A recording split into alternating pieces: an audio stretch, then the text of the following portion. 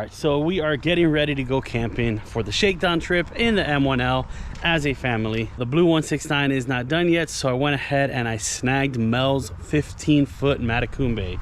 I'm just gonna borrow it for a week or two until the other boat is done, but this thing is sweet. If you look at it, it's about the exact size as the Banana River Skiff in length. It's got sponsons just like it. It is a very, very comparable boat in size. The Matecumbe seems to be wider, but I think it's more so just the deck overhang that is a little bit wider, but the cockpit is much smaller in this boat, as you can see, because it's got the big center console, and the front deck is massive on this boat compared to the front deck on the Banana River Skiff, which I believe is a little bit too small. I'm probably going to extend the front deck on that boat maybe 2 feet, but this one is just massive. This is like a 6-foot front deck, which is great if you like the space and fly fishing. I just have a family of 5, so that makes it a little bit too small inside the cockpit, but we're gonna make it work for the next week or two. So I'm gonna wash this boat right now because it's been at the shop. It's covered in fiberglass, so I gotta hit it with the pressure washer and get it ready for a camping trip. I don't have much time because we need to check in today. In about 2 hours is check-in. So gotta wash the boat, get it all packed up, load up all the stuff into the truck and hit the road.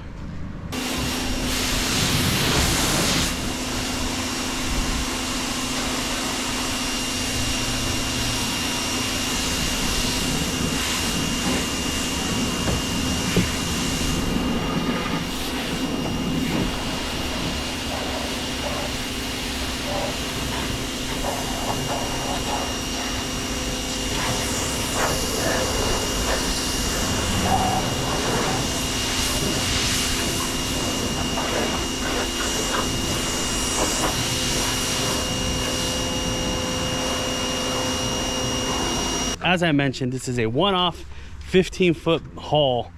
Essentially, there was a guy with a sport fish who wanted this boat for the front of his boat, and the regular 169 is too long, so he contracted Mel at Matecumbe to build him a 15-foot version. So they built a version that was just the right size to fit on the front of his sport fish, and he had it on there for a few years.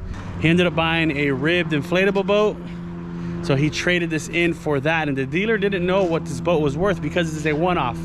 Because it's a 15-foot boat and there's no other ones that exist, they didn't know what to value it at to sell it. So somehow word got to Mel that the guy was trying to find out the value of the boat, and Mel ended up just buying it off of him.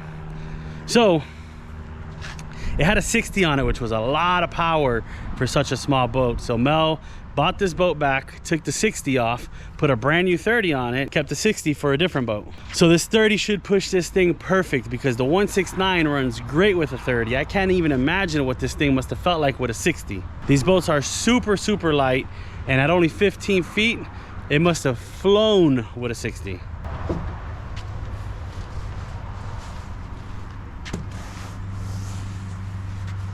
These aren't the boats of old. Yeah, I'm sure you've seen those Boston Whalers and all these other boats that had 50 horsepowers and stuff, but there's no wood in this boat. This is super lightweight hybrid construction, carbon Kevlar hybrid construction. These boats weigh nothing. So having that much power on such a small light boat is not ideal. All right, so we made it out here. It's a shame because the fishing dock is out of order. I wish they would have listed that online because I booked this spot specifically to fish the T-dock, but it is shut down for rebuilding, repairing, I don't know whatever you want to call it, but check out the campsite.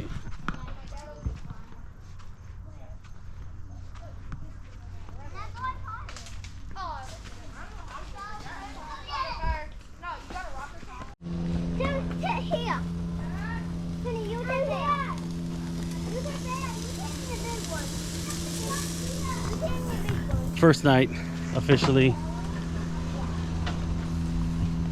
sleeping in the rig, camping as a family. I've slept in it by myself a couple nights, but the first time we're gonna try to sleep all 5 of us in here. Might be a little bit tricky, but we're gonna see if we can make it happen. It is much warmer than we had hoped for. It's supposed to get down to 60 tonight. Hopefully it makes it good enough to sleep.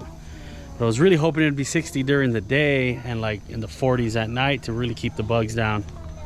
Thankfully they're not too bad, but they are definitely present. Maybe make sure he doesn't burn his crop. We're gonna get up, have some breakfast now, then eventually get the boat out in the water. This place is pretty sweet.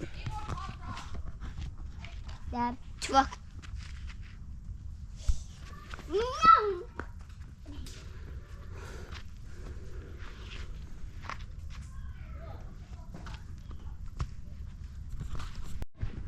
So these are just camping pads that I bought on Amazon. They Velcro together and then they roll up easily. So the boys slept down here, and then the missus, myself, and the baby slept up top.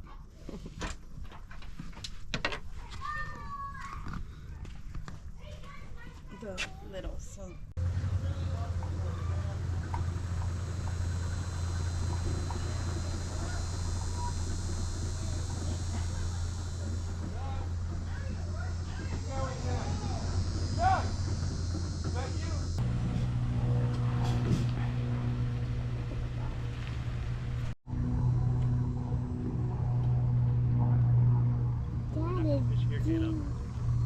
Do me a favor and don't start telling me That what is we should do.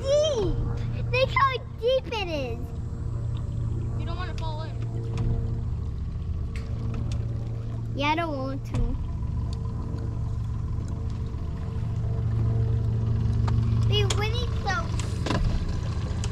Hi, boys.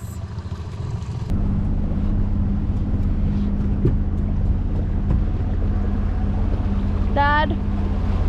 Caleb. Hello. Tarpon are everywhere right now. They're flushing out with the current, feeding on the surface. I've tried several lures. Right now we're throwing NLBN 3-inch paddle tails in black and purple with some limited batch. We're trying to see if we'll get something to eat because they're definitely feeding on something. I just got to figure out what it is and try to match that hatch and see if we can get something in the air. A lot of these fish are pretty big and the rods are pretty light for these 40 to 70 pound fish, so we'll see if we get lucky. Oof, they're blowing up everywhere. Mullet jumping. Yep. Try to catch a big mullet or mini mullet. Caleb, what are you hoping to get today? Tarpon. Look at me. What are you hoping to get? Tarpon or at least a squid. Whoa, whoa, whoa, or a mom. You Definitely. almost got a mom. Look at them out there to film the oh. Yo. I see the. Oof. Try. Do you have like an NLB mini mullet? Oh. Wait, right there. It's coming straight to you, Caleb. Pass.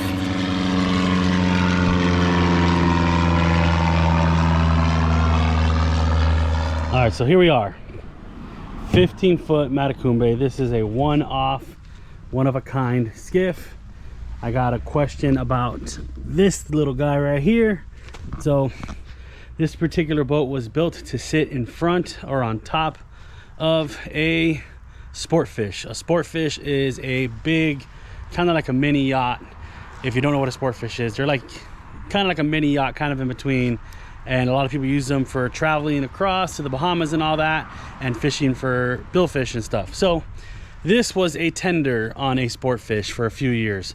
So that's why it has that holder. That is, to my knowledge, it is used to run a rope through it as your tow rope. So when you're towing behind the boat, it's actually lifting up from lower, raising the bow up, so you're not going to get swamped by the wake of the big boat that is towing the skiff. You will see that on a lot of tenders and that kind of stuff. So side by side, these boats are very, very similar in length and size. They both got sponsons. As you see, sponsons here, sponsons there.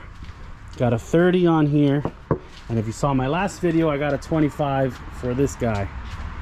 So where we went fishing, it was a river that the entire river is a minimum wake slow speed zone. So I didn't get to run it with the 30.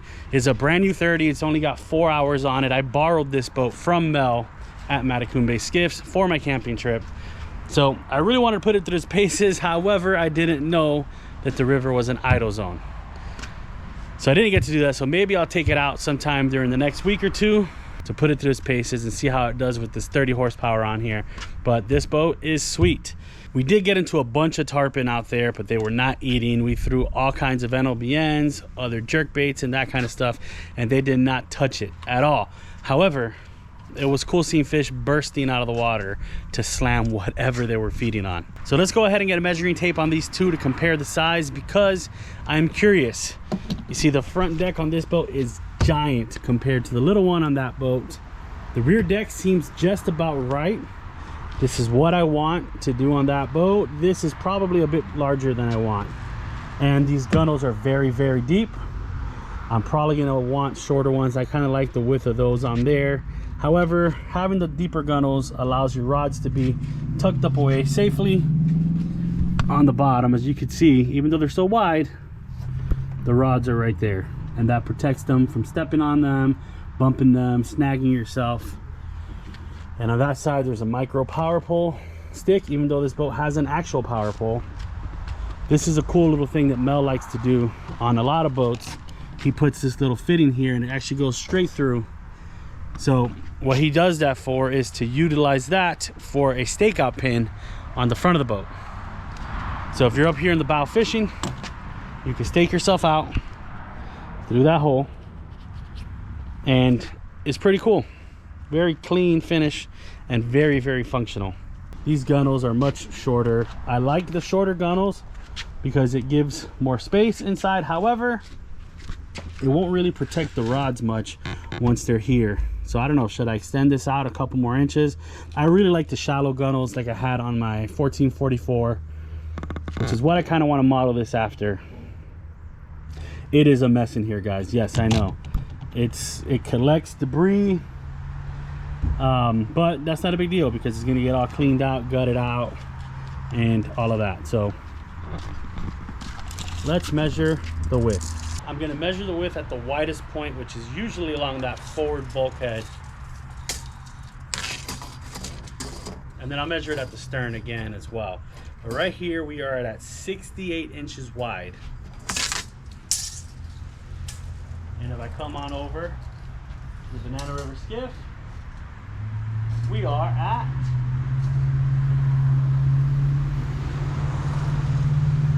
68 inches wide.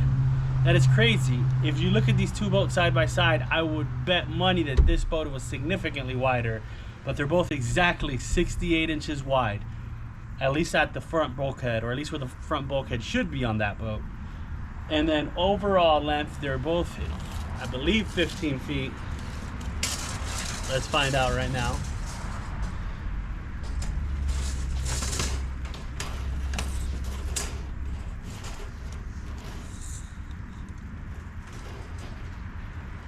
You are looking at, yep, this boat is exactly 15 foot long and 68 inches wide. Let's find out how long this boat is.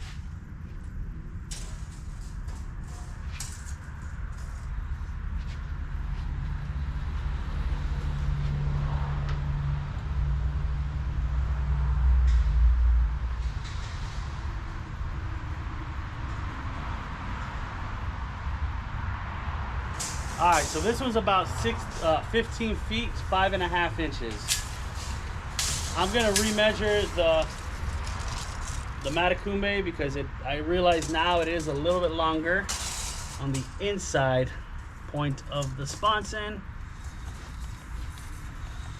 That might give me a more accurate measurement. All right, so turns out the Banana River Skiff is 15 feet 5 3/4. This boat is 15 feet 4 inches. So the Banana River Skiff is actually a little bit longer, and they are both 68 inches wide at the front bulkhead. I am not going to measure the width at the stern.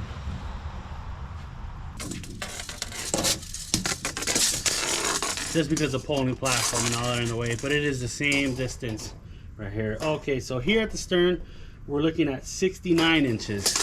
So the Matecumbe is actually 69 inches wide at the stern. I'm gonna measure the BRS now.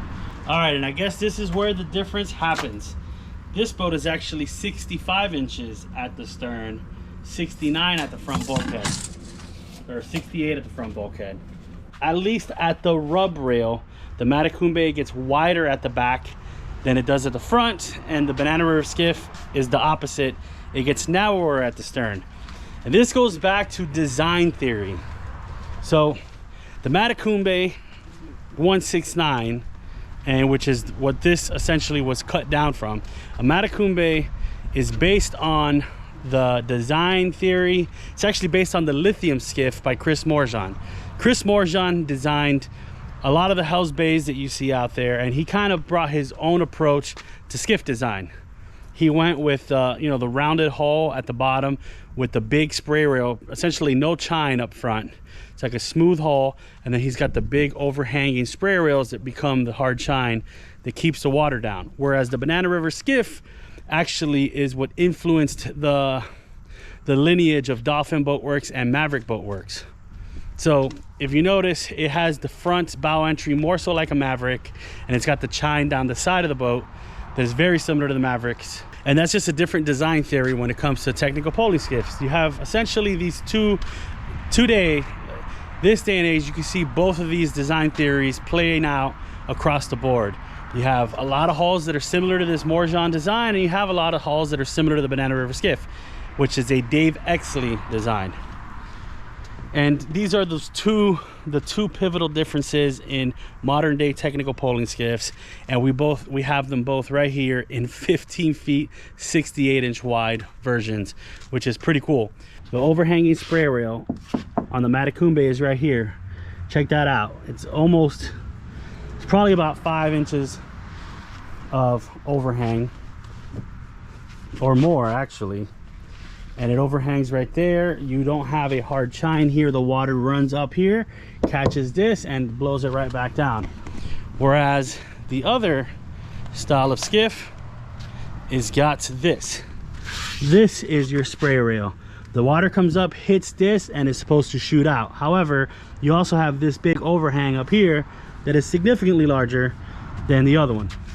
With that said, this is much lower and much smaller, so this is what's going to catch your spray, and you'll see it come on over, which is why a lot of people put those little plastic spray rails here along this edge that throw the water back down, acting similar, which would cause it to act similar to this design. The bolts are pretty much the exact same dimensions. I am going to measure the size of this back deck because I want to replicate it on the Banana River Skiff. Okay, we are sitting at 45 inches. The rear deck on this thing is 45 inches. It's also got the sponsons, so I'm probably gonna go for the same. This front deck is actually 74 inches. I am thinking maybe something more along the lines of, I don't know, 48 inches. 40 inches seems a little small, at least on this boat, because this boat gets narrower at the bow. Let me see what 48 inches would look like on the front of the BRS.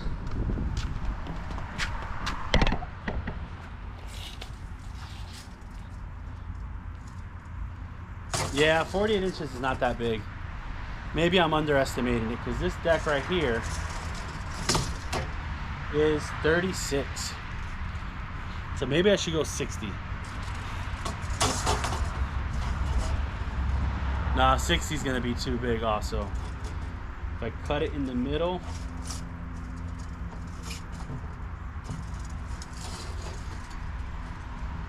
maybe do a 52 inches. I believe a 52-inch deck might be good enough. If I extend this about 16 inches, it'll give me a 52-inch front deck, which should be big enough. I don't know. What do you guys think? Let me go ahead and see something. Let me try to figure out a way to mark this off.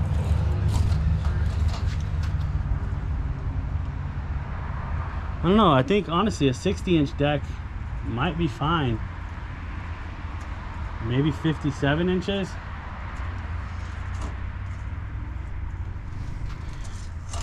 I just worry. We're doing plain math here.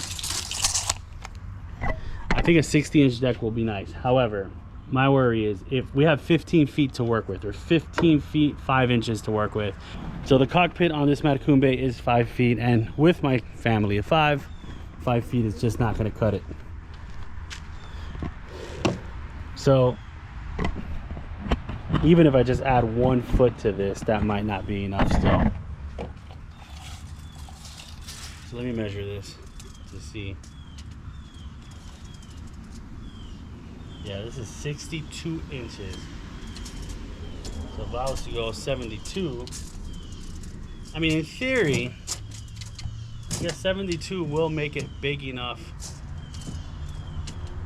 to fit more space up here. If I'm not gonna have a big center console, just gonna have the grab bar in the chair, that might be fine. Having a 6-foot cockpit might be good enough. What do you guys think? Let me know. Should I go for the shorter front deck or go for a 6-foot front deck? Or should I go for the shorter front deck? Right now it is 36 inches. I could either go 48 or 60 inches, or maybe find it somewhere in between at 54 inches. What do you guys think? I'm really trying to dial this in here because I want to get to work on it.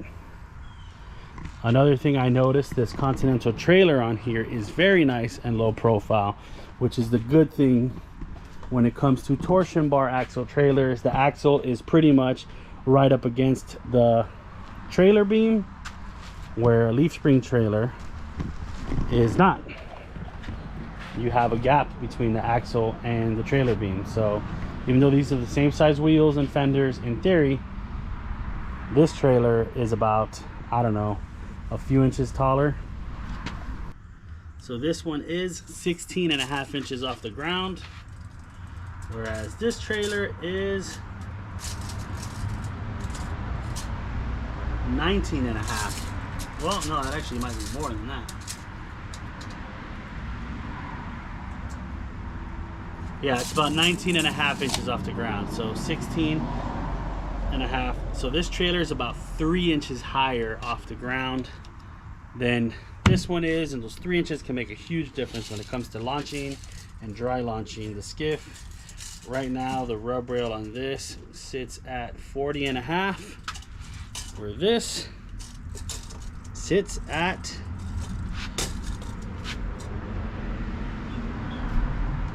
34.5.